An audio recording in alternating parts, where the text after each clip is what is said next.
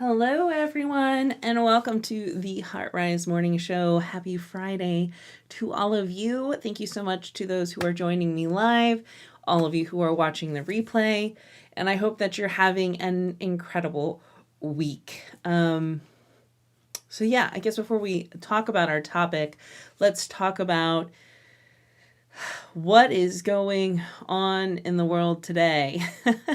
So I think, from a astrological event, there is, I think, some sort of retrograde happening. I think it's Saturn. I'm sure somebody who knows this stuff better can drop that in the comments in the chat. But long story short, everywhere you go and turn, everyone is saying, oh, you have been warned. Please know that there's going to be chaos. And I think that is definitely what we have been experiencing here as well.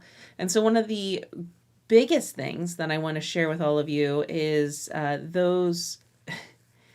And first off, let's just take a moment, and I want to take a moment and celebrate all of you who graciously support my book, especially my new book, The HR Intuitive, that launched during all of the current times that we're in. And so we could not launch it in a traditional fashion. It has been doing really well and reaching the people that it needs to. And I'm so grateful. And that's because of all of you, more so than me. I am incredibly proud of that work.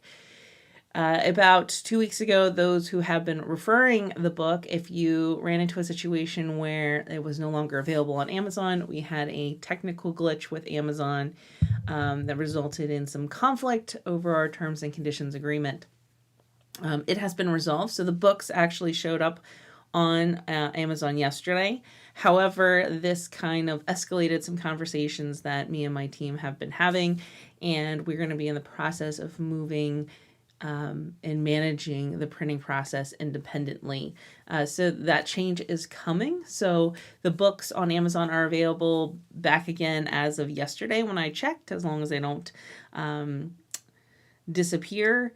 But changes to come with the books, especially with the new book that's coming out in 2022, which is the HR Healer. So if you did not know, now you do, that book is coming. That is probably the long anticipated book that people have been asking about. How do you take the Chinese medicine, integrate it into organizational development, and also just embracing why, as HR practitioners, we need to embrace this healing kind of our capacity to heal and expand our role from a healing perspective. So that book is coming in 2022. It is a collaboration with some amazing healers who are writing and adding to that book. So I'm really excited about that. So I originally had planned to give an update today about how our books were not available for sale except through our website, which they always are available on theheartcenter.com.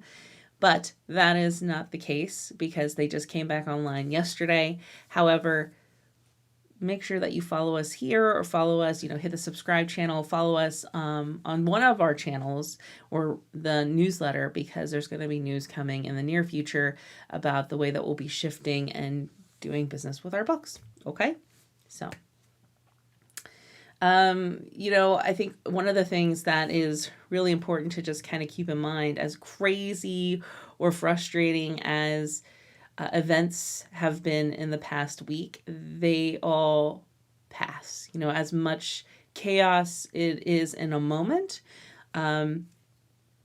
it will pass. And I know it's always really hard to believe in the moment, because depending on what the event is and how emotionally draining it could possibly be, but it will truly pass.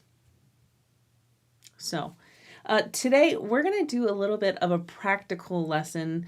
It's something that has come up several times in the last couple of months, and I feel like it's really important to talk about because it is an element of the human resource practice that should be happening. I don't know if it's always happening, but I think it helps to ingrain a little bit more about the strategic nature of the HR profession. And so I want to talk about that today.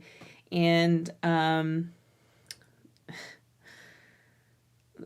today's episode is called The Downsizing Default. And let me just read to you the blurb that I put together, and then I'll tell you how we ended up talking about this today. So here's the blurb.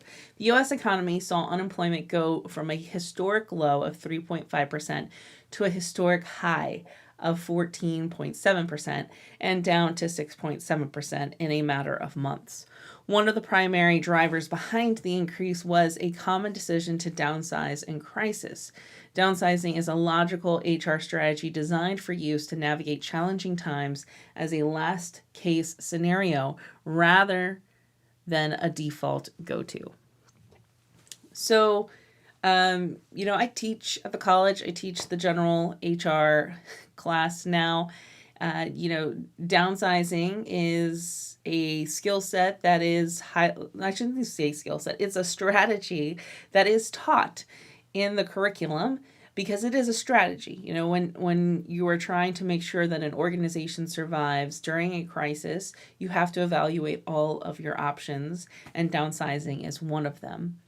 What we found is in 2020, we hit a state of crisis. Several organizations hit a state of crisis, and a lot of them chose to downsize. Now, as we look at the stories between why people were downsizing, it really brought to light this concept of workforce planning and the fact that we're not talking about it enough. So what I would say is 2020, the pandemic in particular, for industries and organizations that didn't find themselves in a place where they were basically thriving, but really just trying to survive.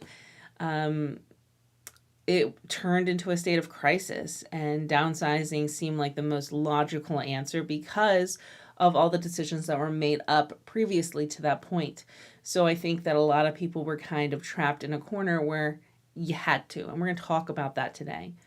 Where does this come from? So I've had a couple of conversations with people that are not HR practitioners, people who have lost their jobs, and people who are very frustrated. When you are downsized, it totally just contradicts what we believe in as far as organizational loyalty. In our society for a long time, this hardworking mentality was fueled by the thought that you find an organization, you thrive there, you're successful there, you perform well there, and that organization will take care of you. In the midst of a crisis, in the midst of a pandemic, you assumed that they would step up and take care of you. And we saw the complete opposite. And people were just disgusted. The fact that the HR department typically is the one that has to deliver the bad news in regards to downsizing, or any of those kinds of decisions, how they were cutting costs, makes it so, once again, HR is placed in a position where they don't care about people. Let me just make this really simple. For most of my colleagues, there's always going to be an outlier there. Is there an HR practitioner out there that's holding their position and does not like people and hates people? Yes, I'm sure there is someone out there like that. Why they're in HR, I'm not sure. 99.9% of us want to help people. However, we are navigating a business climate that was never meant to emphasize the value of people. People became a cog in a much greater wheel, and everything was done after the thought, So basically, everything was reactive that we've built out of the people management kind of practices. Even management and leadership was a result of a need after having to hire workers, rather than a proactive thought of, I need to know how to lead, to make an influence, I need to be effective at management. We saw all these basically evolve out of after having people in the workplace and the dynamics that were basically evolving and happening. So I say this because it is a really broken system. That doesn't mean that there are evil people in all these organizations that don't care. If you were one of my fellow HR practitioners and you were somebody who had to facilitate downsizing, my hope is today to talk about the significance of workforce planning, what it actually is, in hopes that maybe if you're not doing it, you do it. If you have a leader who did not like that was the end decision of downsizing that you had to make as an organization, then it's time to revisit the conversation around workforce planning. And we'll talk about how the lack of that basically resulted in the makeup of our organizations that made basically the perfect playground for us to make decisions that were going towards a default of downsizing people. So I want to talk about those two things. And then there's the third thing. Oh, and then how this all ties back to money, because that's what it is at the end of the day. Downsizing, if you look at financial statements, people is one of the most expensive costs on any sort of business financial document. And so looking to how to control that amount of money is always a common go-to. You go to the highest dollar figure that is there. So we're going to talk about how this entire process impacts that value, and value from multiple kinds of perspectives. Okay. So I'm saying what we're going to talk about. Let's start talking about this. Oh, wait, before we do that, we got to do posts to ponder. So let's check out our post to ponder for today, which is Friday, May 28th. So our first post today is a Instagram post. This is by Sasha Tazi, and I think it's a repost from Tiny Buddha. But it says, choose people who choose you, ask how you are, see you, let you be you, feel good to your nervous system. You can breathe easily around. You don't need to perform for, are good for your mental health, want to see you win, and don't try to control you. This post almost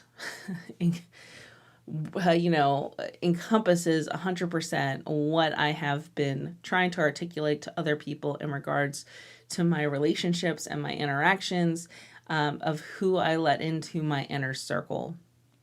I had the rude awakening of realizing at the beginning of 2020, before we got locked down, really understanding how other people's energies impacted me and why I needed to make some shifts and changes. And to be honest, after making those shifts and changes, I'm really struggling with the idea of bringing people back in to my life after doing that, because I don't know if they fall into this category. I don't know if they choose me.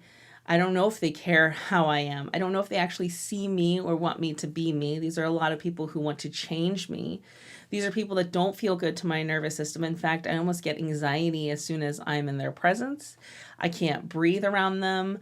I need to perform and be this thing that they want me to be. My mental health is compromised when I'm around them.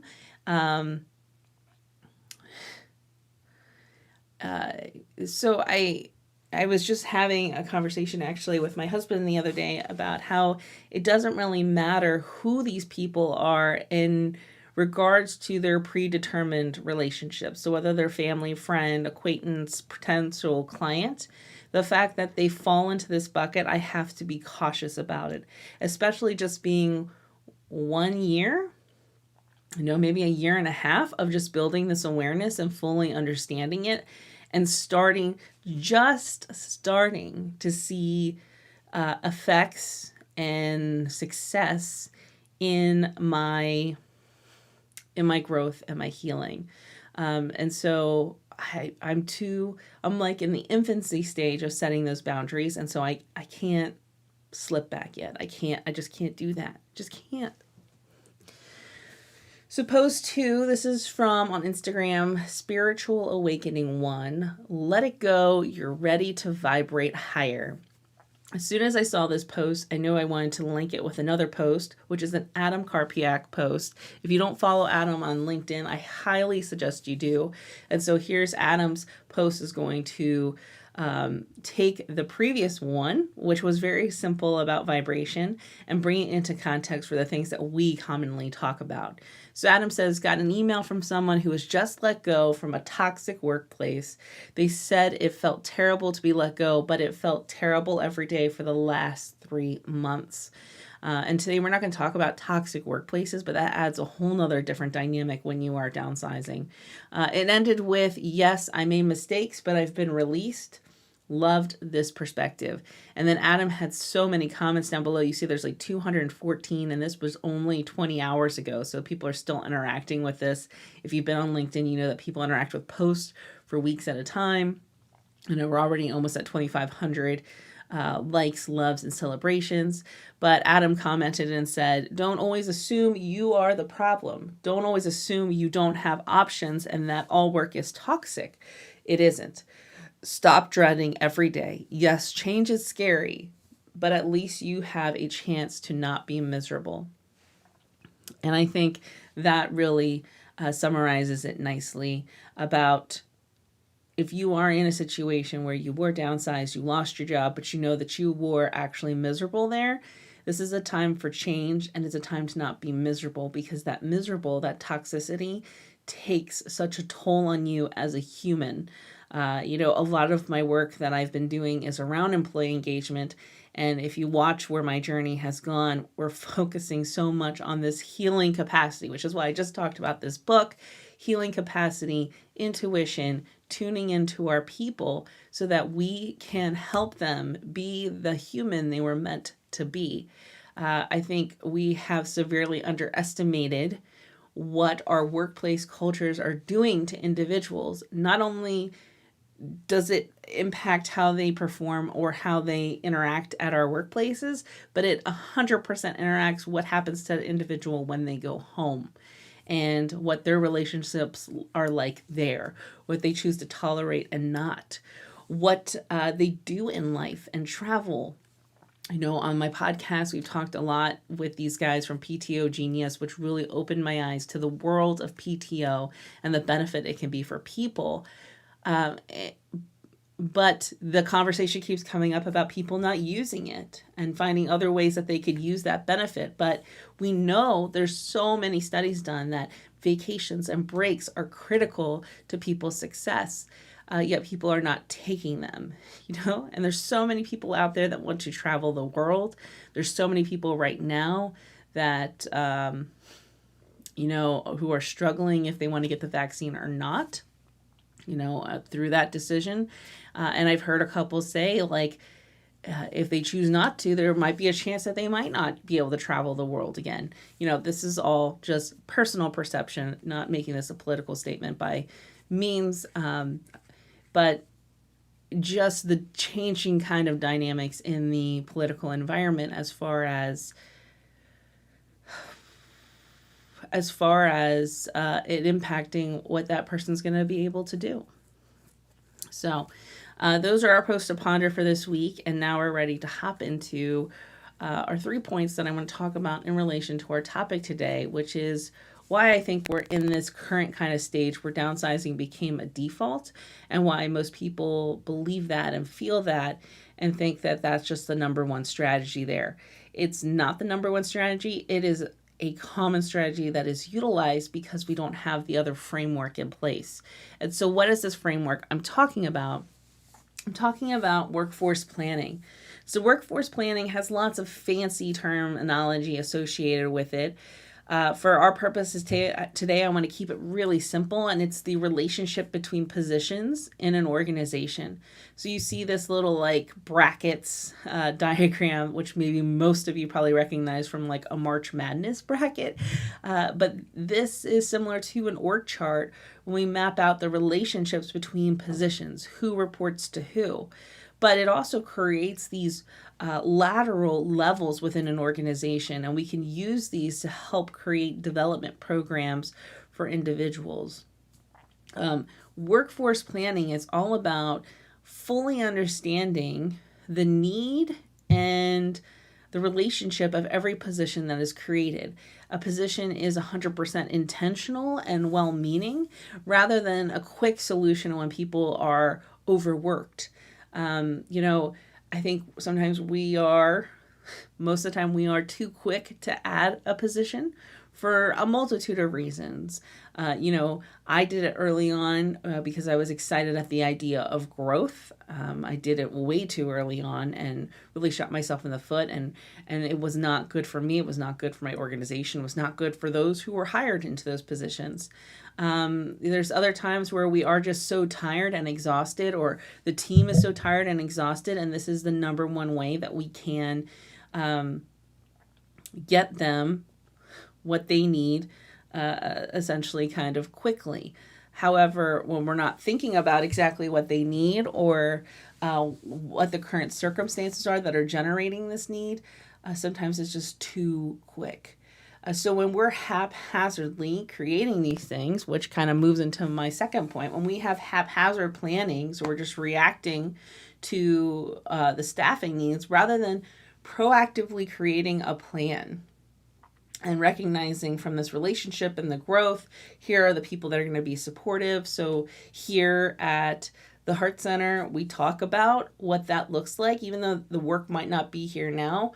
What does the next layer look like? Where are there support people? Where is there additional consultants or coaches or whatnot? Does that work or not work? And can we sit with that? Early on when I did a lot of haphazard planning, it cost a lot of money. It set us back quite a bit.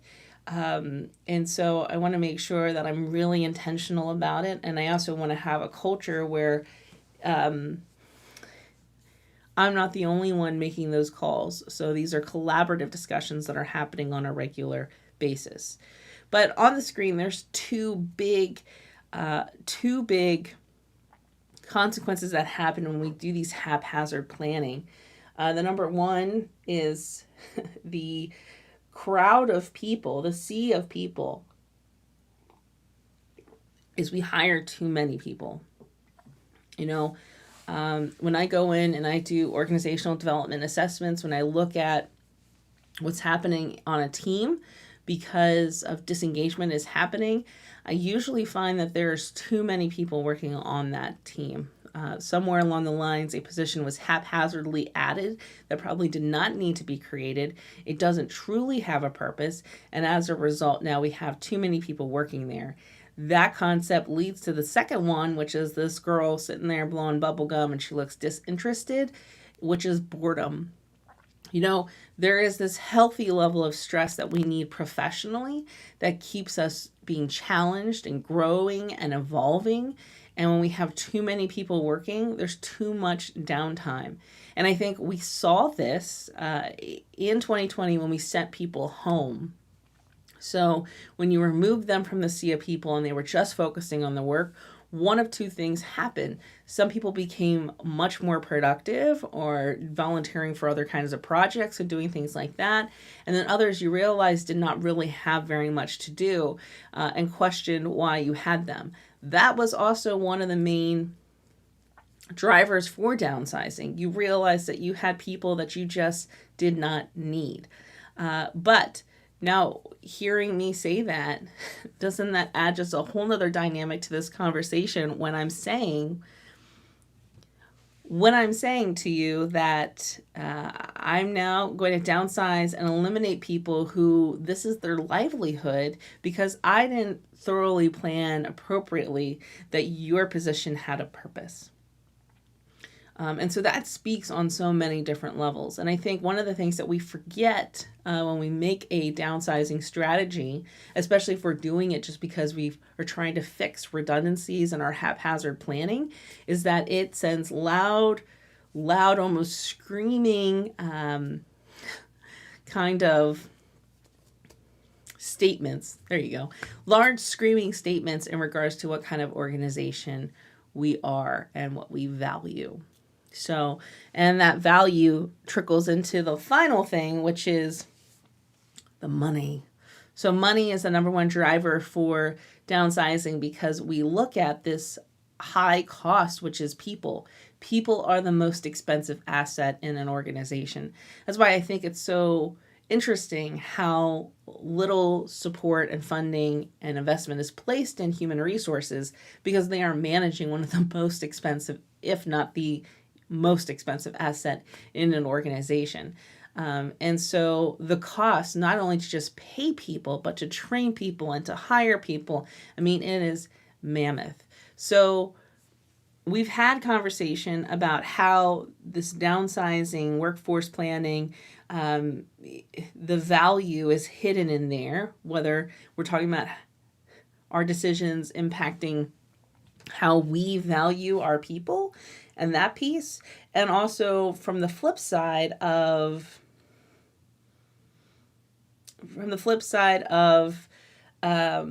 how much our organizations value people when they're just treating them like a dollar sign. Now, where this comes really handy for you, if you are building a case for why you should focus on workforce planning, the data in dollars in regards to hiring, turnover, salaries that you could save. So if you think about like too many positions, so say you have 2 people that are getting paid $60,000 a piece, when really there is only enough work for half of that FTE. So you could have one person, which is a full-time equivalent, but if you had one person that was making $90,000 an hour and that workload was actually a reasonable workload. So I'm not saying take 2 positions and make them 1. So there's all these kinds of things that we could get into, but I'm saying realistically, the responsibilities between those 2 people really is enough for one person. Now I have one person that has a pay equivalent to what they actually are worth, and add to that also the workload that is appropriate for them to challenge them, evolve them, and to grow them, and also still maintain balance, rather than 2 people who have somewhat full plates and have a lot of downtime and can basically become bored. That then results in sometimes being unproductive and then leading to ultimate disengagement, while I'm paying them both $60,000 a year, so $120,000. And, so play with those numbers. I don't think that in HR we play with those numbers enough as far as what if situations. We play with them a lot when it comes to risk and compliance for lawsuits.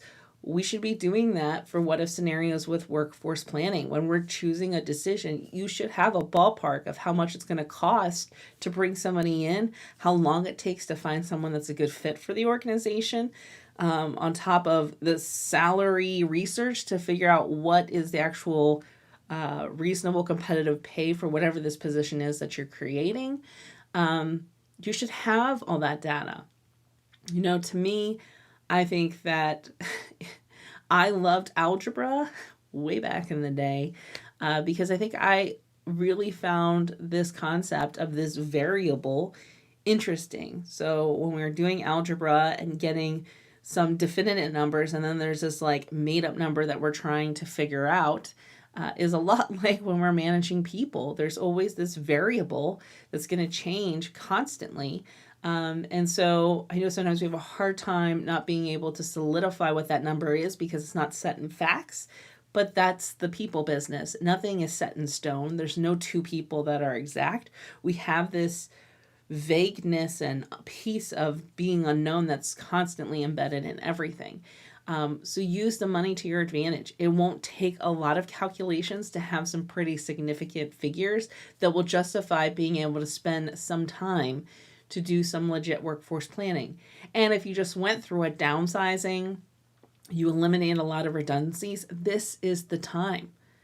We have, for whatever reason, created this massive kind of cleaning house effect. And now this is the time to reset and do it right. This is the time for you as an HR practitioner to go into the office and set the tone for what this department should be, how it should run, how you need to be empowered to take care of the people. Yes, HR is about being this liaison between the 2, but liaison is about respecting the employee's rights while also recognizing the leader's vision and understanding how those two have to come together to respect their rights, but also materialize the vision. Okay? And so that's why it truly is an art. That's why it's really important to have a great partnership with your leader. And that's why if you don't have a partnership with your leader, there's a chance that you are disengaged, which obviously is a lot of the work that I'm doing, which is why we launched the Disengagement Detox. Okay? So today, very traditional, basic, let me just say basic. I'm basically throwing out to you a core function of HR and encouraging my practitioners to go and revisit it and really make sure that it is implemented the way that it should be for your organization. And if not, to make that happen.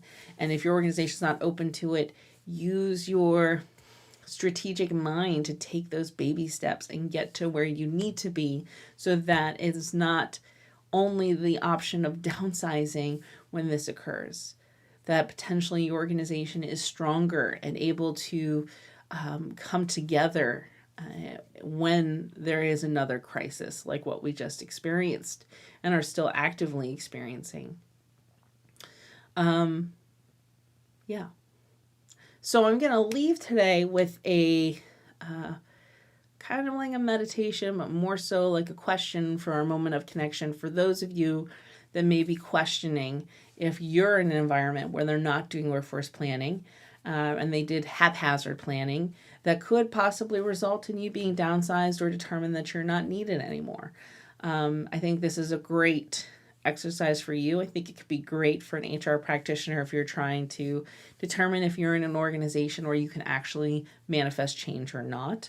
I also think it's a great eye-opener for even an HR practitioner or a leader to look at your organization through a new lens and answer some tough questions about what your planning has looked like for these individuals. So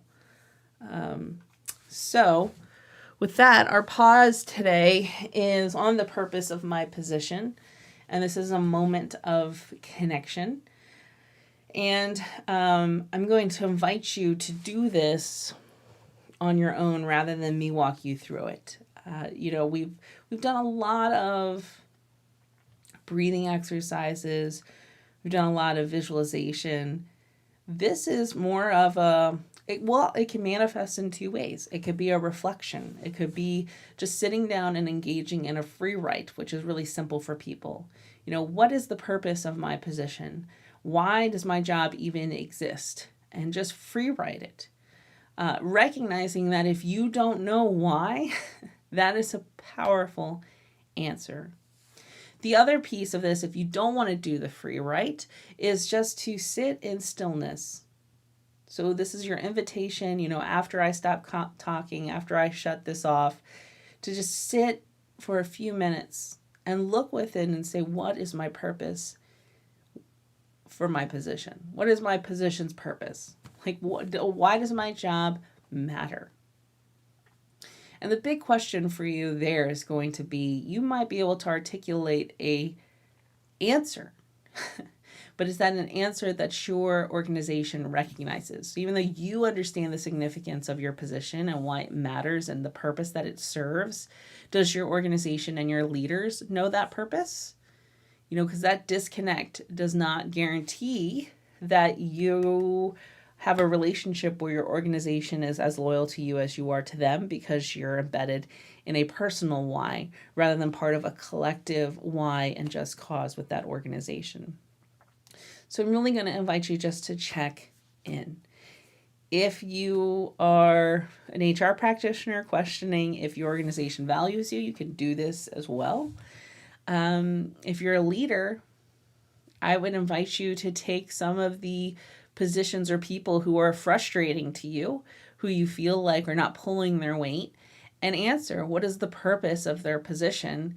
What is the depth that is there? Because if the depth is to just file paperwork, Is that a level of diversity and responsibilities that's going to keep someone engaged and keep someone wanting to be a part of the organization? I mean, that is the art in creating jobs and positions, is finding a way to fuel somebody up so that they want to show up at their best. That's what this whole piece is. When we empower people to show up at their best, then we are set up for this beautiful kind of scenario where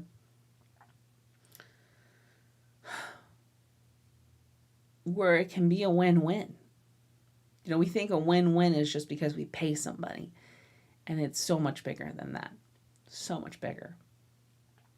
So that is, I'm going to bring it up one more time. That is your pause for today. I highly recommend you do the free write. Just sit with it and say, what is the purpose of my position? And then just let the pen go to paper and go. Type or, put it in your phone, whatever. But just any thought that comes to mind, fill it out. And if you keep finding yourself coming back to a space where you're saying, I don't know, that is a powerful answer in itself.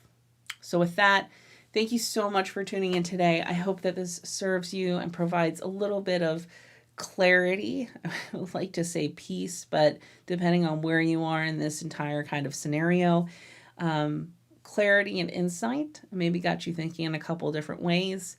But if this is something that you're tackling and you need help with, please don't hesitate to reach out. This is the work that I'm very passionate about. And take care of yourself. Enjoy the 3-day holiday. Hopefully get some restorative time. Do your pause, and I will talk to you next week. Bye.